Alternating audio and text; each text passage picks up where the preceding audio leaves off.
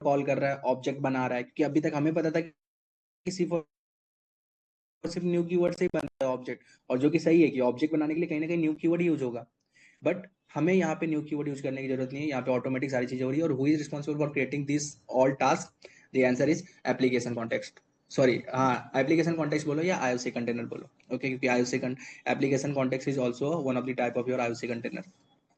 Yes, clear है? Yes. Hello, okay. तो this your first programme, इतना याद रखना, स्प्रिंग अभी तक हमने कुछ किया भी नहीं, ठीक है? ये आपका, अब इससे आप अपनी अंडरस्टैंडिंग लगाओ कि आपको एज कम्पेयर टू कुछ तो समझा कि नहीं समझा यहाँ पे। सो ये आपका पहला प्रोग्राम है, यही सारी चीजें फ्लो रहेगी, और आने वाले 1 से 2 लेक्चर में हम पूरी की पूरी एक्सएमएल को रिप्लेस मारेंगे। तो इसके लिए आपका ये बेसिक क्लियर होना बहुत इंपॉर्टेंट है ये, ठीक है? यहाँ पे आ जाओ। मैं ये कहता हूँ कि लाइक सबका हो गया रहेगा, मैं कंसिडर कर रहा हूँ, ठीक है? सो यहीं पे जस्ट वेट करना, आई थिंक ठीक है। अभी आपके पास यहाँ पे कौन कौन सी प्रॉपर्टी है बताना। यहाँ पे आईडी है, यस, नेम है, ईमेल है, कांटेक्ट नंबर है, यही प्रॉपर्टी है ना यहाँ पे? Yes sir. ओके। अब मैं यहाँ पे ना एक न्यू प्रॉपर्टी ऐड करने जा रहा हूँ, ध्यान देना। यहाँ पे प्राइवेट कोर्स, कोर्स। अब क्या आपके पास कोई कोर्स क्लास है क्या? आपके पैकेजेस में कोर्स क्लास है क्या?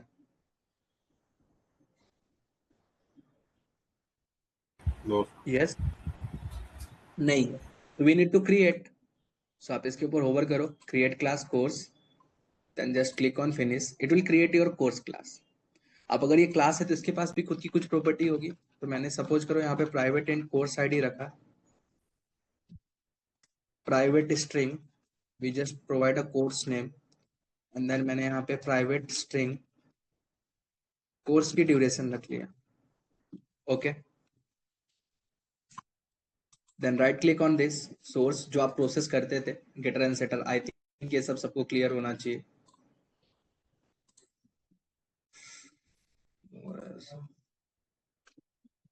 Select all, click on generate, then right click on this source पे जाओ, generate constructor using fields, generate, then right click on this source पे जाओ, generate constructor from superclass, click on this, then right click on this source, generate to string।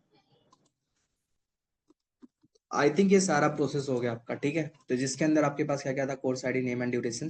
तो हमने student के अंदर जाके एक नया फील्ड ऐड किया, that is nothing but course, और it is not a normal type of data, मतलब ये प्रिमिटिव या स्ट्रिंग टाइप ऑफ डेटा नहीं है, एक रेफरेंस टाइप ऑफ डेटा है, एक ऑब्जेक्ट टाइप ऑफ डेटा है। क्लियर है यहाँ पे? Hello, yes sir, clear. तो अब कहीं ना कहीं your student class is dependent on your course class, ठीक है? कहीं ना कहीं यहाँ पे हम रिलेशंस बोल सकते हैं। तो अब कोर्स की वैल्यू इनिशियलाइज करनी है, कहीं ना कहीं हमें वैल्यू तो इनिशियलाइज करवानी है, इतना फिक्स है कि नहीं है? जरा बताना यहाँ पे।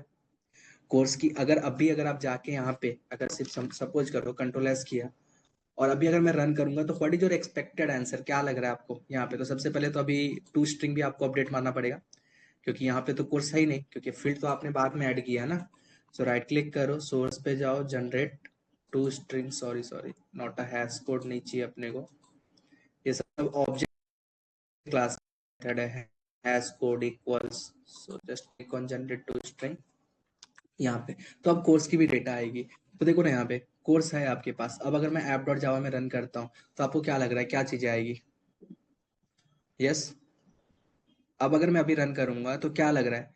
आईडी की वैल्यू जो आपने असाइन किया वही आएगा, नेम वही आएगा, ईमेल वही आएगा, कॉन्टेक्ट नंबर वही आएगा, बट कोर्स भी तो आएगा ना। बट कोर्स की वैल्यू क्या आएगी? नल आएगी, समथिंग पास नहीं की है तो। क्योंकि सीधी सी बात है, उसकी वैल्यू आपने इनिशियलाइज कहाँ किया है, तो कोर्स की वैल्यू क्या आई? नल आई। क्लियर है यहाँ पे? सो इसकी वैल्यू को भी मुझे इनिशियलाइज करना है, बट जो आप अभी इनिशियलाइजेशन कर रहे हो, जो आप डिपेंडेंसी को इंजेक्ट कर रहे हो, थ्रू किसके कर रहे हो? कौन से टाइप का डिपेंडेंसी इंजेक्शन यूज कर रहे हो?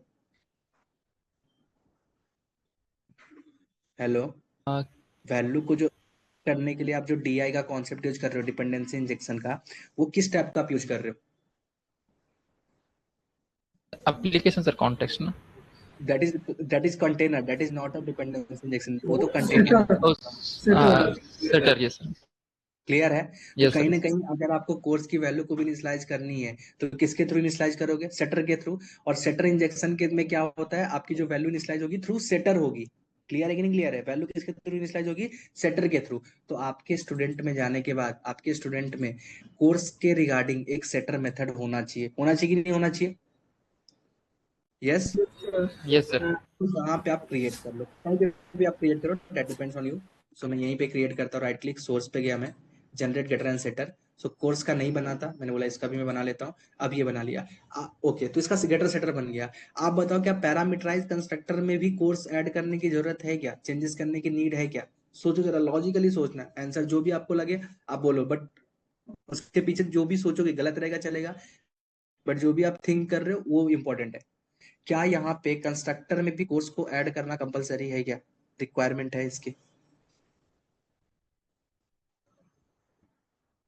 वॉट एवर, जो भी आपको लग रहा है आप बोलो। सर अगर सेटर के थ्रू गए तो नहीं जरूरत है, आ, और अगर कंस्ट्रक्टर के थ्रू जाते हैं तो of course we need it. Okay, yes sir. तो अभी लेकिन हम किसके थ्रू जा रहे हैं? सेटर के थ्रू. इतना फिक्स है? Yes sir. क्योंकि इसका तो प्रूफ हमने देख लिया था नीचे कंसोल पे प्रिंट करके। Yes sir. बस। तो यहाँ पे फिर जैसा आपने बोला कि अगर मैं सेटर के थ्रू इनिशियलाइज कर रहा हूँ तो कंस्ट्रक्टर में मुझे चेंजेस करने की जरूरत नहीं है। क्यों नहीं है? क्योंकि आपको पता है जो सेटर अगर कॉल भी होगा तो किस कंस्ट्रक्टर के बिहाफ पे कॉल होगा? नॉन पैरामीटराइज के, क्योंकि ऑब्जेक्ट तो क्रिएट होगा ना। Yes sir. ऑब्जेक्ट अगर क्रिएट होगा तो ये वाला कंस्ट्रक्टर तो कॉल होगा ही होगा, बट ये वाला कॉल नहीं होगा, ये वैल्यू हम इनिशियलाइज कर रहे हैं थ्रू अ सेटर। तो बस मैंने यहाँ पे सेटर बनाया, उसमें कुछ भी चेंजेस नहीं किया। अब यहाँ पे जाते हैं, क्या यहाँ पे वैल्यू इनिशियलाइज करनी है क्या? कौन? प्रॉपर्टी नेम मैंने लिखा। हेलो। Yes sir. हाँ, मैंने यहाँ पे प्रॉपर्टी नेम दिया, प्रॉपर्टी का नेम क्या था मेरा? कोर्स. कोर्स। अब आप सोचो, क्या यहाँ पे आप कोर्स की वैल्यू दे सकते हो क्या directly? No logically sir. Think कर, नो. क्यों नहीं दे सकते? डायरेक्ट सर, ऑब्जेक्ट तो स्टूडेंट का है तो उसके बेस पे हाँ, सर. क्योंकि क्योंकि ID name email contact number जो था ये नॉर्मल प्रिमिटिव और स्ट्रिंग टाइप का वैल्यू था, जो कि आपको पता है सिंगल होल्डेड वैल्यू होता है। यस। Yes sir. तो वहां पे आप डायरेक्टली वैल्यू असाइन करते रहते, बट कोर्स कोर्स का जो टाइप है वो नॉर्मल टाइप ऑफ डेटा नहीं है, क्योंकि अगर आप देखोगे यहाँ पे तो इसका टाइप देखो, ये खुद में एक रेफरेंस है ना, खुद में एक ऑब्जेक्ट टाइप ऑफ डेटा है। ठीक है। तो यहाँ पे कहीं ना कहीं क्या करना पड़ेगा? नॉर्मली आप क्या करते थे, अगर समझो कोर जावा में इस तरह की सिनेरियो होती तो क्या करते? ऑब्जेक्ट बनाते, किसका ऑब्जेक्ट बनाते? कोर्स का। बनाते कि नहीं यस. बनाते? Yes course sir. का ऑब्जेक्ट बनाते और फिर आप स्टूडेंट के अंदर उसका रेफरेंस पास करते, यही करते थे। Yes sir. ओके। तो हम क्या करेंगे यहाँ पे, तो सेम यहाँ पे भी वही सिनेरियो में हम फंस गए, तो हमें क्या करना पड़ेगा, पहले कोर्स का ऑब्जेक्ट बनाना है। तो अब आप मुझे बताओ कैसे ऑब्जेक्ट बनेगा यहाँ पे कोर्स का? आप खुद मुझे बताना, यहाँ पे अगर मुझे कोर्स का ऑब्जेक्ट बनाना है तो मैं कैसे बनाऊं? अब भी सिखाया था ना आपको ऑब्जेक्ट हाँ बनाना सेम यहाँ सर, बिन जैसा बिन और क्लास, उसके बाद पे। उसकी लोकेशन देंगे क्लास में. यस। एंड और नेम में उसका object like reference name. Name लिखेंगे. हाँ, एंड अभी फिर देखो प्रो. यहाँ पे, हाँ. एक सेकंड, हाँ, good. Com dot, package name तो सेम ही है, हाँ. डॉट क्लास नेम क्या है? कोर्स. कोर्स। सेकंड एट्रीब्यूट क्या होती है? Name. Yes sir, reference name. Name. अब आपके ऊपर है आपको क्या ऑब्जेक्ट का नेम क्या देना है, तो जो सपोज करो मैंने इसका नाम C1 दे दिया, अब आपके ऊपर है आप क्या दोगे। देन अब इसकी भी वैल्यू मैं प्रॉपर्टी सेटर इंजेक्शन के थ्रू इनिशियलाइज कर रहा हूँ, तो प्रॉपर्टी नेम, पहली प्रॉपर्टी नेम क्या थी? CID सी थी। I D. Normal type of data है, यू कैन गिव 101 या जो भी देना है आपको, 1 कर दिया। चलो, सेकंड प्रॉपर्टी क्या है? नेम ही है यहाँ पे, इसकी वैल्यू भी आप यहाँ पे असाइन कर दो, सपोज करो जावा मैंने रखा, जावा फुल स्टैक। ओके। थर्ड वाली प्रॉपर्टी क्या है आपके पास? ड्यूरेशन। ये सारी चीजें मैं कहाँ से लिख रहा हूँ? जो यहाँ पे डिफाइन किया, क्योंकि इसी का ऑब्जेक्ट बना रहे हैं ना, क्योंकि पहले इसका ऑब्जेक्ट बनाएंगे तब उसके अंदर इंजेक्ट होगी। यस। Yes sir. ओके, सो यहाँ पे यहाँ पे ड्यूरेशन लिखा मैंने। ड्यूरेशन लिखने के बाद आपको क्या करना है, यहाँ पे वैल्यू। ओके, मैं यहाँ पे वैल्यू लिख रहा हूँ, ठीक है। So this your name, this your duration. यहाँ पे वैल्यूज में क्या लिखोगे? सो वैल्यू में आपको क्या लिखना है? वैल्यू में आप यहाँ पे लिखो, मैंने सपोज 9 मंथ्स लिख दिया, ठीक है। सो यहाँ पे हमारा क्या हुआ, एक ऑब्जेक्ट मैंने यहाँ पे क्रिएट कर लिया। यहाँ पे हमने किस ऑब्जेक्ट एक क्रिएट हो गया रहेगा, क्रिएट होके वैल्यू इनिशियलाइज हो गई रहेगी थ्रू देयर सेटर मेथड। जो नेक्स्ट हमारा यहाँ पे कॉन्सेप्ट है वो क्या है, ठीक है। नेक्स्ट जो हमारा है यहाँ पे, अभी तक सिर्फ आपने नेम दिया था, बट इसकी वैल्यू कब असाइन करोगे? तो इसकी वैल्यू कैसे असाइन होती है वो देखना। तो आपको क्या करना है, एट द एंड ये वाली ऑब्जेक्ट इसकी वैल्यू में असाइन करनी है, यही करनी है ना? Yes sir. ओके, तो उसके लिए आप क्या यूज करते हो ना, उसके लिए आपको एक रेफ करके एट्रीब्यूट होता है। जैसे नॉर्मल टाइप ऑफ वैल्यू के लिए आप वैल्यू लिख रहे थे, उसी तरह से आप यहाँ पे क्या लिखोगे, रेफ। क्या लिखोगे? रेफ। रेफ है एन एट्रीब्यूट, और इसके रेफरेंस में आप किसको पास करोगे, इसके अंदर किसकी वैल्यू इंजेक्ट करना चाहते हो? ये पूरी ऑब्जेक्ट, कोर्स की। ये पूरी ऑब्जेक्ट ना। तो इस यस। ऑब्जेक्ट का नेम क्या है? C1। पास इट, बस हो गया आपका, यही प्रोसेस था। Okay, that's good.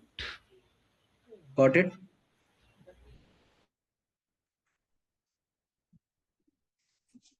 समझा? यहाँ पे हमने यहाँ पे एक ऑब्जेक्ट बनाया। मुझे ऐसा क्यों लग रहा है बाकी लोग क्या कर रहे हैं? सपोज करो मैंने यहाँ पे एक कोर्स का ऑब्जेक्ट बनाया, कोर्स जैसा आपने बनाया, C1 = new course. Okay, then आप यहाँ पे क्या करोगे, C1 dot set CID, assign कर दिया आपने 1। Then C1 dot set name, और आपने यहाँ पे अब भी असाइन किया Java full stack. Then C1 dot set duration, और यहाँ पे आपने असाइन कर दिया 9 months. Okay, then this is your course. Okay, जहाँ पे आपने C1 = new course and CID वगैरह असाइन कर दिया, तो ये आपका प्रोसेस हो गया। ये किससे हुआ, इतनी सारी चीजें किससे हुई रहेगी? ये जो आपने ऊपर लिखा है, ये जो आपने ऊपर का प्रोसेस किया, जो काम आप ऐसे मैनुअली कर रहे थे वही काम आपने अब की बार ऐसे किया। सब कुछ मैंने सेम लिखा है, डिक्टो, मैंने कुछ भी चेंजेस नहीं किया यहाँ पे, ठीक है। ओके, अब स्टूडेंट की बारी है, ठीक है। तो चलो यहाँ पे स्टूडेंट का ऑब्जेक्ट बना लेता हूँ, student S1 = new student. Okay, मैंने ऑब्जेक्ट बना लिया। अब यहाँ पे ना वैल्यू सेट करते हैं, S1 डॉट सेट ID, और यहाँ पे मैं वैल्यू देता हूँ 101 आपने दिया था, तो यहाँ पे हमने ये वैल्यू असाइन कर दिया। S1 डॉट सेट नेम, और यहाँ पे मैं राजेश असाइन कर देता हूँ। S1 डॉट सेट ID हो गया आपका, नेम हो गया आपका, email rajesh@gmail.com। Then S1 dot set contact, and contact में, ठीक है। देन यहाँ पे मैं कॉन्टैक्ट के अंदर कुछ कॉन्टैक्ट ऐसे में कुछ असाइन कर देता हूँ डमी, ठीक है।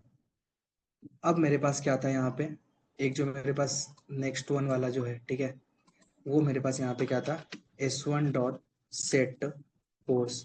तो मैं यहाँ पे क्या करता, डायरेक्टली तो मैं यहाँ पे कोई वैल्यू नहीं पास करता। तो मैंने जो अभी बनाया था यहाँ पे, क्या बनाया था मैंने, कोर्स का रेफरेंस बनाया था। यहाँ पे अगर आप देखोगे तो कोर्स का देखो मैंने ऑब्जेक्ट बनाया था C1, ये C1 मैं यहाँ पे पास कर दूंगा। बस यही तो प्रोसेस है। क्या इसमें मतलब ऐसा क्या चीजें है? हेलो, यस, ये यस किसके सर। इक्विवेलेंट हुआ? ये जो है आपके इसके इक्विवेलेंट हुआ। Yes sir. ये इसके इक्विवेलेंट हुआ। आई थिंक अब क्लियर है क्या? अरे यही प्रोसेस आप करते हैं ना खुद से, अगर आपको मैनुअली करना रहता कोर वगैरह में, तो आप इस तरह से ही करते हैं। पहले हाँ कोर्स का ऑब्जेक्ट बनाते हैं, फिर उसका रेफरेंस इसमें इंजेक्ट करते हैं। अरे वही तो ये यहाँ पे भी कर रहे हो। कोर्स का पहले आप ऑब्जेक्ट बना रहे हो और उसको आप यहाँ पे इंजेक्ट कर रहे हो with the help of ref attribute. Normal type of value रहता तो नॉर्मल या स्ट्रिंग टाइप ऑफ डेटा रहता तो आप वैल्यू एट्रीब्यूट से काम कर लेते, बट यहाँ पे रेफरेंस टाइप ऑफ डेटा आ गया है। तो रेफरेंस टाइप ऑफ डेटा के लिए आप यहाँ पे रेफ कीवर्ड यूज करते हो। पहले आप ऑब्जेक्ट बनाए, उस ऑब्जेक्ट का नाम C1 था, उसको आपने यहाँ पे इंजेक्ट कर दिया। तो अब यहाँ पे ऑब्जेक्ट बनाना, वैल्यू इनिशियलाइज करना, फिर उसकी वैल्यू लेके यहाँ पे इंजेक्ट करना, ये सारा काम कौन करेगा? तो आईओसी कंटेनर करने वाला है आपके लिए। आई थिंक अब क्लियर होना चाहिए। यस सर क्लियर है। Okay, what about other, Yes, बाकी लोग? sir. Yes, sir. Okay Rohit, इसमें अभी किसी को कुछ डाउट है?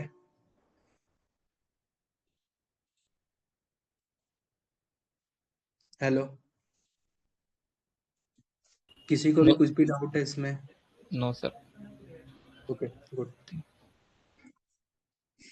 सो करके लो इसको, ऐड ऑन करो। कहीं पे भी कुछ भी डाउट है पूछो मुझसे। सो ऐसे हम एक एक स्टेप, पहले हम सिर्फ प्रिमिटिव एंड स्ट्रिंग के ऊपर जा रहे थे, अभी फिर हम किसके ऊपर गए? रेफरेंस टाइप के ऊपर। कल को फिर हम इसमें और क्या ऐड ऑन करेंगे? List type of data. फिर हम उसमें क्या ऐड करेंगे? List of reference type of data. तो सारी चीजें हो जाएगी यहाँ पे। आपको बोलने की जरूरत नहीं रहेगी कि हाँ इस टाइप का डेटा आया तो क्या हुआ। जितनी भी टाइप्स ऑफ पॉसिबल डेटा होगा सारे डेटा के साथ हम प्रोसेस करेंगे और बस छोटे छोटे चेंजेस करेंगे, ताकि आपको रट्टा मारने की जरूरत ना पड़े।